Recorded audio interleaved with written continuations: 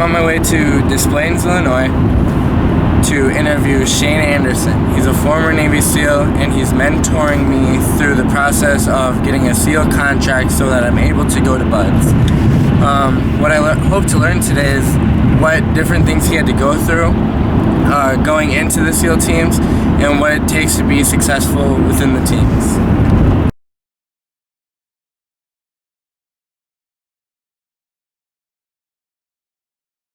One nice room. Wow, let's get out of here. Okay. Where were you when you graduated high school or college? Where was I as Like a location? as a person. Like, So, when I graduated from college, I thought that I knew what I wanted to do. I was going to create video games for a living. I had this idea of who I was going to become, which is essentially this master gamer because I thought video games were so cool, right? But as I started my first job, September 11th hit, and I thought our nation should go to war. And I talked to my father about it and how everybody else should go to war because I was going to make video games, you know? And then it set in, like I was asking other people to do my work, to do what I was passionate about. So I stepped out of a good career and joined a better career because it's a lifestyle. And that's when I really found my true calling. It's like God reaffirmed to me that I'm doing the right thing. So I joined the Navy. how did you know it was the right path for you? Sure, so the right path is, that's just one of those questions that seems so loaded, right? Oh, how'd you know? Well, here's the thing. If you have a moral compass, if you say that you're going to walk with honor and integrity, you have courage, you're willing to be wrong and learn from your mistakes, you're going to figure out where you fit in the world. Okay? But you have to have a moral compass first. You have to have an idea of who you're becoming first. Otherwise, you're never going to know. You're just going to circle the drain, just taking all these chances that you might be good at something. Who are you and who do you want to be? And then choose to work in that way. That's how I knew I was on the right path. Because I wanted to go fight for my country. I wanted to do good things. And the more I did it, the easier it got. So I knew I fit. Did you have anyone guide you when you were when you decided you want to be in the SEAL teams? Like, did you have a mentor? Did I have mentors? I had some of the best mentors. Are you kidding me? Like, these are the guys that were fighting 2003, 2004. Like, my first deployment was 2003 in Iraq. I remember 2 weeks into it, we're getting mortared every single day, and I thought there's no way that I'll ever get used to this. And I had a guy stop me. He's like, Andy, stop. It doesn't matter if you're at home in bed next to your wife or if you're out here on the battlefield. God's going to take you. A day's going to take you no sooner or no later. So knock it off. And that took that stress away from me. I'm like, yeah, no kidding. Like, that is so far out of my control that I should not focus on it. And by having these guys mentor me in a way that was about fulfilling who I want to become, it was more important than a number. It was more important than I want to wear this jersey, or hey, look at me, I'm a SEAL. It's, I'm a better man today than I was yesterday. And I will earn my trident every single day. You know, what are you going to do? What makes you most passionate about being a SEAL? Like, No, thank you. Most passionate about being a SEAL? The brotherhood. And I say that because some people misinterpret what the brotherhood is, because they are the greatest group of guys that will mess everything up and correct everything and do all the things right and do all the things wrong. Like, in the teams, you can rely on your brother because you know where he's been. You know that he's willing to push it to the nth degree, and you know that he's always going to do his personal best. He's going to make the best decision he has with all the information that he has. In the teams, if you're smart enough, you don't armchair quarterback somebody's decision. Like, for instance, Operation Red Wings, right? Everybody says that Marcus Luttrell and those guys, well, man, they should have. No, you weren't there. You don't get an opinion. And if you can accept your brothers that way, then it makes it so much more freeing, because then when you mess up and they correct you, it's like your brother slapping you around after you got into a bar fight, right? Like, he's gonna be in there fighting with you, but after the fight, if you started it, he's probably gonna tune you up for starting it, right? But if you were right, he's gonna give you a high five, right? And that's the kind of brotherhood, and that's the Spartan and warrior mentality that makes this community unique and so amazing. Because it doesn't matter if you decide to wear pumps afterwards, right? Or if you are a Medal of Honor recipient who doesn't want to be acknowledged. Like, there are Medal of Honor recipients that say that the only reason why they're out there speaking to everybody about it is because of the actions of their brothers, not because of what they do. And that's huge brotherhood, and it's a great fraternity to be a part of. That's why I'm passionate. What are some of the biggest obstacles you had to overcome? Ego. Hands down. Ever since I was 18 years old, I was a Billy Badass. I got my 3rd-degree black belt at 17 years old. I picked fights with anything and everything to prove that I was better. And then as time went on, you learn a little bit more, and you realize you're not all these things that you piped into your own head that you were, because somebody's going to be better at you in shooting, somebody's going to be better than you at reading, studying, whatever it is. Whatever you hold most dear, you can find somebody that's better than you. And in the teams, I thought, hey, I'm Billy Badass, right? Well, you know how many Billy Badasses are in the teams? Okay, so the odds were I was about to find somebody that was a little more seasoned, understood a little bit more, and was able to teach me something. And getting that ego out of the way and dropping it. For instance, I was Bud's class 249, and I quit. And I graduated Bud's class 261. If that's not a slice of humble pie, if that's not a kick in your ego, I grew up. Going through Buds and all your training, what do you think is the number one thing that kept you going? Understanding where I wanted to be. Understanding who I was choosing to become. Like, when you look at the SEAL ethos, and you look at the code, and you look at what we want to have in the teams. Mind you, everybody's going to make a mistake here and there. You might have a guy that goes on a rampage and loses his mind and takes a pipe to people in Vegas. However, if you've ever been drunk and blacked out and woke up and God, I really did something stupid, couldn't that be just what happened to him? And the fact that he fought and he was on such an elite level, that his fighting skill may have been a little bit better, even though he was out of his mind. And what did he do? He took ownership of it. He's like, yeah, that was me. He was appalled by it. He was sorry for it. But he paid the man early and he paid the man often, right? I don't like that. I don't know where I was going with that. Bottom line is I love it. So what was the question again? Let me hear. What kept you going? What kept me going was knowing that I can become a better man every single day.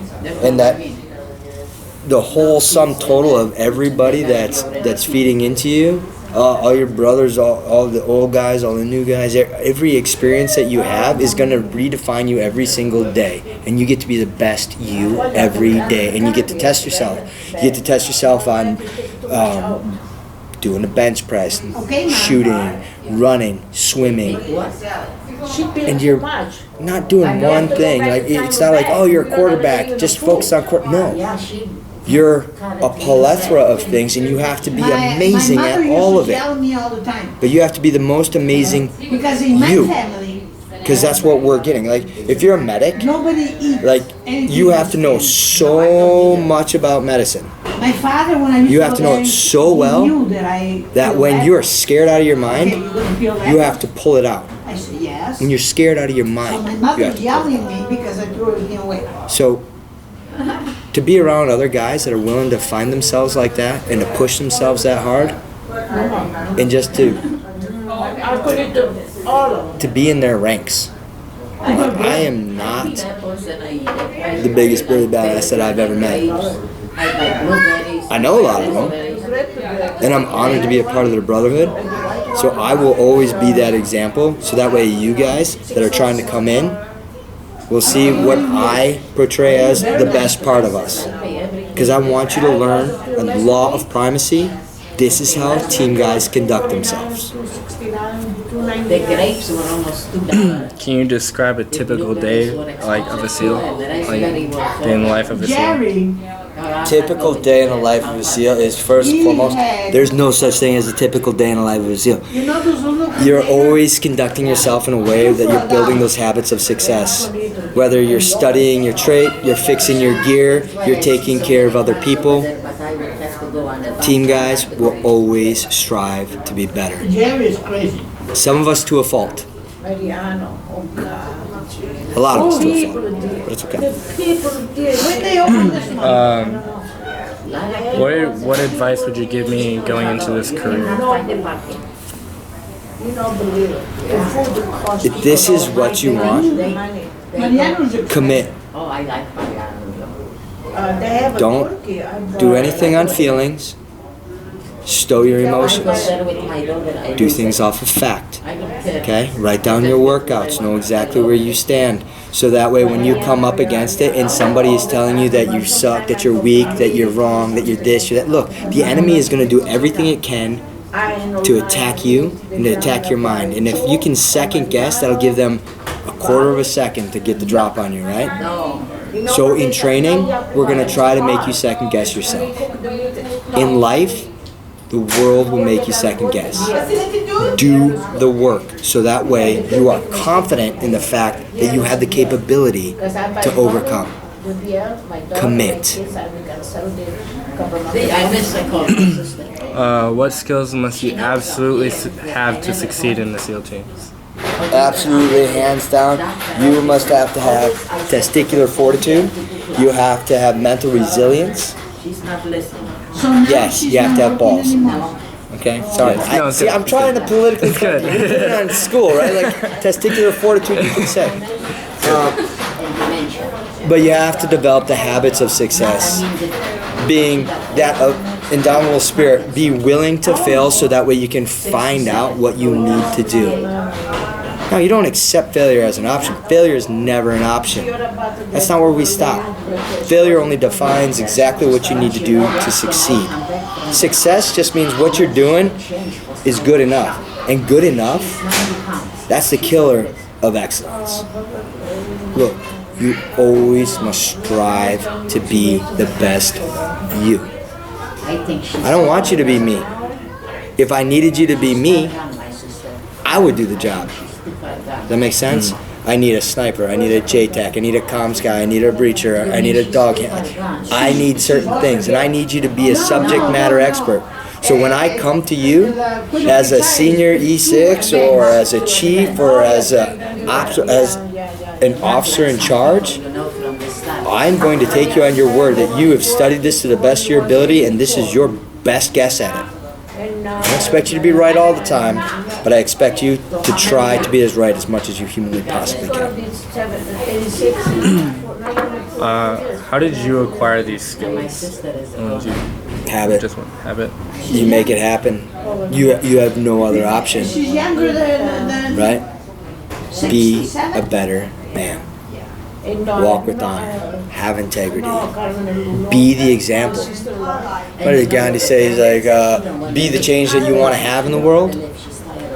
So by you showing up and doing the right thing, you know what the right thing is. I don't have to explain that to you. But if you're always doing the right thing, that's contagious. Because the truth is the truth.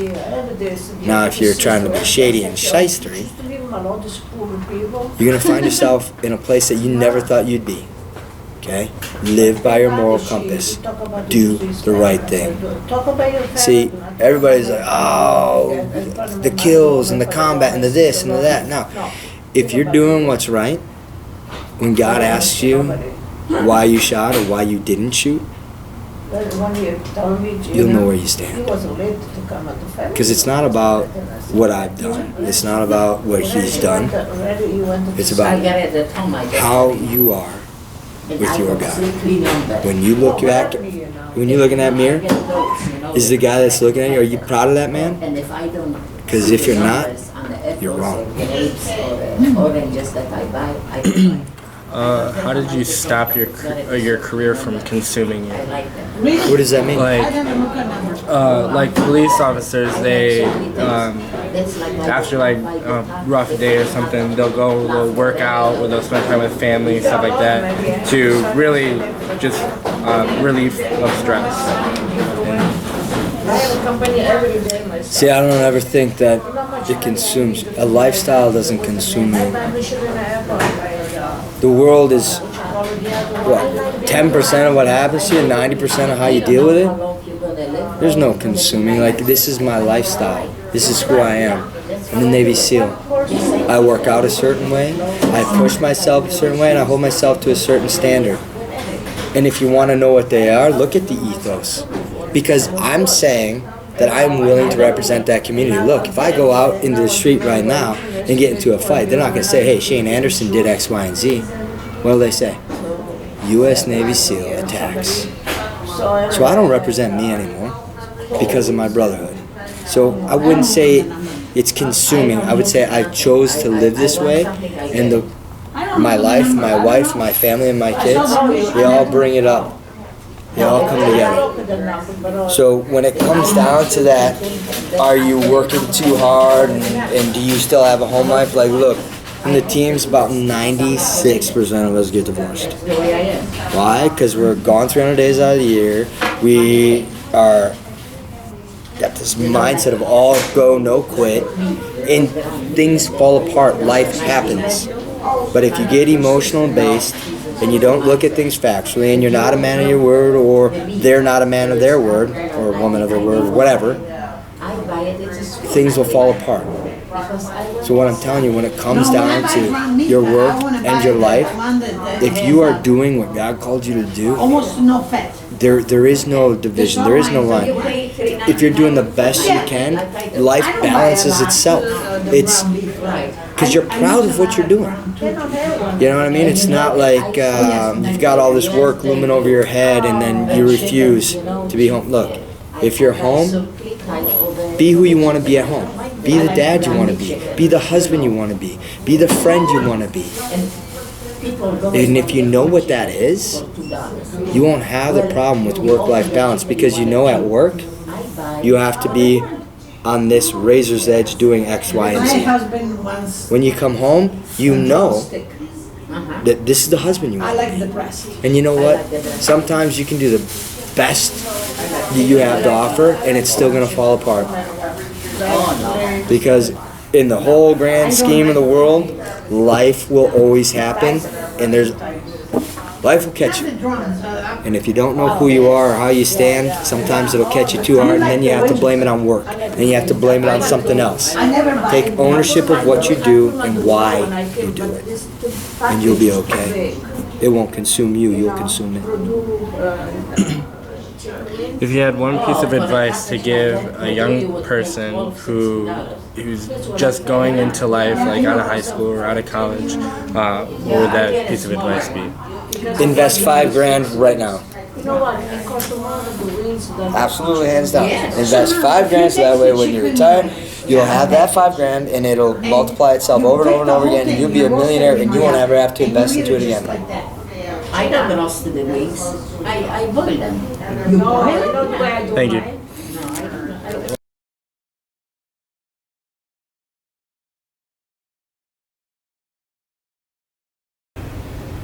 So how did your interview go? It went good. I was kind of nervous at first, but it went good. It was pretty relaxed. He was pretty much talking just to me instead of kind of acting like it was an interview. But it was really smooth. Afterwards, we talked some more about being in the teams.